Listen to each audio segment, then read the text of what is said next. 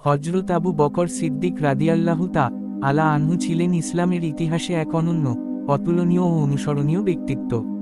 তার আসল নাম ছিল আবদুল্লাহ ইবনে আবু কুহাফা। ইসলাম গ্রহণের পর রাসূলুল্লাহ সাল্লাল্লাহু তাআলা আলাইহি ওয়াসাল্লাম তাকে সিদ্দিক উপাধিতে ভূষিত করেন, যার অর্থ সর্বাধিক সত্যবাদী। তিনি ছিলেন কুরাইশ বংশের তাইম গোত্রের একজন সম্মানিত ব্যক্তি। ইসলাম আসার আগেই তিনি মক্কায় একজন সৎ, বিশ্বাসযোগ্য ও সদাচারী মানুষ হিসেবে পরিচিত ছিলেন। মদ্যপান, অন্যায় কাজ এই সবকিছু থেকেই তিনি দূরে ছিলেন।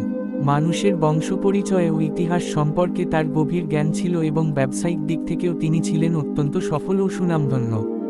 রাসূলুল্লাহ সাল্লাল্লাহু তাআলা আলাইহি ওয়াসাল্লাম যখন নবুয়াত লাভ করেন, তখন প্রথম পুরুষ হিসেবে বিনা দ্বিধায় ইসলাম গ্রহণ করেন হযরত আবু বকর রাদিয়াল্লাহু তাআলা আনহু। তিনি কোনো প্রশ্ন, কোনো সন্দেহ ছাড়াই রাসূলের সাল্লাল্লাহু আলাইহি ওয়াসাল্লাম সত্যতাকে মেনে নেন। বিশেষ করে মিরাজের ঘটনার সময় যখন বহু মানুষ সন্দেহে পড়ে গিয়েছিল, তখন তিনি দৃঢ় কণ্ঠে বলেছিলেন, মুহাম্মদ সাল্লাল্লাহু তাআলা আলাইহি ওয়াসাল্লাম বলে থাকেন, তবে তা অবশ্যই সত্য। এই অটল বিশ্বাসের কারণেই তিনি সিদ্দিক উপাধি লাভ করেন। তার ঈমান ছিল এমন দৃঢ় যে কোনো কঠিন পরিস্থিতিও তাকে টলাতে পারেনি। ইসলামের প্রাথমিক যুগে তিনি তার সম্পদ, সময় ও শক্তি